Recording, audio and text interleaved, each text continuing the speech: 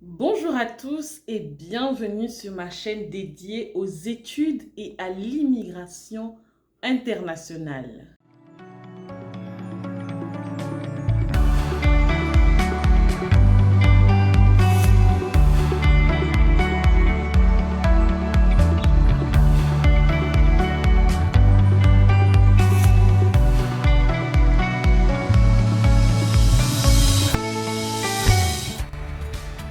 Pour tous ceux qui me découvrent, je suis Marie et je serai là pour vous accompagner tout au long de cette année dans vos projets d'études et d'immigration à l'international. Alors, si vous êtes nouveau sur cette chaîne, n'hésitez pas de vous abonner et surtout de cliquer sur la cloche de notification. Aujourd'hui, nous allons parler de la tarification des formations au Québec. Oui, bien entendu, il y a une vidéo du ministre de l'Éducation du Québec qui circule sur le changement de tarification au niveau des formations à l'université au Québec. Sachez que cette information ne concerne pas uniquement les étudiants internationaux, c'est également pour les étudiants canadiens hors résidents du Québec. Donc, comment ça fonctionne? Nous avons 3 styles de formation au niveau du Québec. On a les formations professionnelles, on a des formations techniques qui sont données dans les collèges pour l'obtention d'un DEC, qui est un diplôme d'études collégiales, qui est quelque chose de très technique et qui nous permet d'aller rapidement sur le marché du travail, comme des formations professionnelles. Nous avons par la suite les formations universitaires. Donc, on s'est vraiment appuyé sur les formations universitaires parce que c'est là d'où vient tout le gros changement et sur lequel le ministre s'est vraiment étendu pendant tout son discours. Alors, comment ça se passe au Québec? Les étudiants québécois, par exemple, vont payer la formation à 3 000 $ au sein de l'université. Ensuite, vous avez des étudiants canadiens, mais qui ne sont pas québécois. Donc, ils viennent d'autres provinces. Eux, ils vont payer 4-5 000 $ par année. Et vous avez les étudiants internationaux qui payent déjà les 20 000 et plus de dollars applicables pour les étudiants internationaux. Donc, sachez que la formation ne coûte pas 3 000 $ comme les Québécois payent ou 5 000 $ comme les Canadiens hors Québec payent. Ces formations sont payées à ce coût. Ensuite, le ministère de l'Éducation nationale subventionne les formations pour permettre à leurs étudiants du Québec de pouvoir étudier dans de bonnes conditions. C'est pour ça qu'ils payent des tarifs réduits. Et d'ailleurs, ces tarifs réduits peuvent parfois aussi être payés par les étudiants internationaux quand ils obtiennent des bourses. Vous avez dû entendre parler des bourses d'exemption. Quand vous obtenez une bourse d'exemption au niveau du Québec, vous allez payer comme un Québécois, c'est-à-dire vous allez payer 3 000 $ l'année parce que vous avez obtenu une bourse d'exemption. Donc, vous êtes exempté des frais de scolarité supplémentaires applicables aux étudiants internationaux. Sur ce, aujourd'hui, le Québec a décidé de charger plus cher aux étudiants canadiens qui viennent étudier au Québec. Le problème est situé au niveau du français parce que le Québec essaie de mieux promouvoir la langue française et ils se disent que tous ces étudiants qui viennent d'ailleurs pour le Québec sont subventionnés de leur poche. Ils enlèvent de l'argent de leur poche pour subventionner les études de ces étudiants et en retour, ils se rendent compte, d'après leurs statistiques, pas d'après nous, mais d'après eux, parce que c'est ce qui a été dit par le gouvernement, que ces étudiants arrivent dans les universités. Ils vont étudier en anglais, ils ne vont pas s'intégrer pour mieux apprendre le français et la plupart du temps, ils retournent dans leur province. Donc, c'est la raison pour laquelle le Québec ne veut plus payer pour ces étudiants qui partent par la suite parce que eux, bien entendu, ils ont besoin des travailleurs au niveau du Québec. Ce qui touche les étudiants internationaux, c'est vrai, la ministre a dit qu'à partir de l'automne 2024, ils vont payer un minimum 20 000 $. Ça, c'est une moins bonne nouvelle parce que quand on dit on va payer minimum 20 000 dollars, c'est sûr qu'on entend tout le monde crier sur les réseaux, c'est pas normal et autres. Mais vous devez savoir une chose, c'est que la majorité des programmes pour les étudiants internationaux sont déjà chers.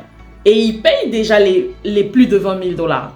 Si vous inscrivez au Québec dans une formation en informatique, en biologie, en sciences pures, tout ce qui est sciences pures, ça va au-delà de 20 000 dollars l'année. Ça va dans les 24 000 et 26 000 et plus, dépendamment des universités. On le sait, on est habitué à inscrire les étudiants, donc on reçoit les lettres et on sait exactement combien ça coûte d'université à une autre. Il y a celles qui sont un peu moins coûteuses que d'autres, mais il n'y a pas une grosse différence. C'est sûr que quand on est en Afrique, par exemple, et qu'on doit payer 1 million de plus, 1 million, ce n'est pas négligeable. Mais dites-vous que c'est déjà le coût. Les études qui étaient un peu à moins de 20 000 dollars dans certaines universités, ça va être des études en administration, tout ce qui est finance, management. Si vous inscrivez au Québec dans une formation en informatique, en biologie, en sciences pures, tout ce qui est sciences pures, ça va au-delà de 20 000 dollars l'année. Ça va dans les 24 000 et 26 000 et plus, dépendamment des universités. On le sait, on est habitué à inscrire les étudiants, donc on reçoit les lettres et on sait exactement combien ça coûte d'université à une autre. Il y a celles qui sont un peu moins coûteuses que d'autres, mais il n'y a pas une grosse différence. C'est sûr que quand on est en Afrique, par exemple, et qu'on doit payer 1 million de plus, 1 million, ce n'est pas négligeable. Mais dites-vous que c'est déjà le coût. Les études qui étaient un peu à moins de 20 000 dollars dans certaines universités, ça va être des études en administration, tout ce qui est finance, management, comptabilité, des programmes vraiment qui concernent l'administration, le marketing et autres. Eux, ils étaient à moins de 20 000. Et c'est sûr qu'ils vont l'ajuster par rapport aux nouvelles directives. Mais comme je dis, c'était juste certaines universités, pas toutes. Ça veut dire qu'il y a des universités qui appliquaient déjà le tarif de 20 000 dollars minimum à payer par les étudiants internationaux. Ce qui veut dire que pour nous, ça ne change pas grand-chose. C'est déjà un coût qui était déjà là à la base. Après, on verra ensemble dans nos prochaines vidéos quand il y aura des mises à jour. Parce qu'actuellement, la nouvelle est encore toute fraîche. Il n'y a pas eu de mise à jour au sein des universités. Nous, on va jouer les gendarmes pour vous. On va appeler les universités. On va écrire les universités pour vous revenir avec la nouvelle tarification. On va faire une capsule spéciale pour ça, pour vous dire combien ça vous coûte d'étudier au niveau de l'administration et des sciences pures, pour que chaque parent puisse bien sûr se préparer.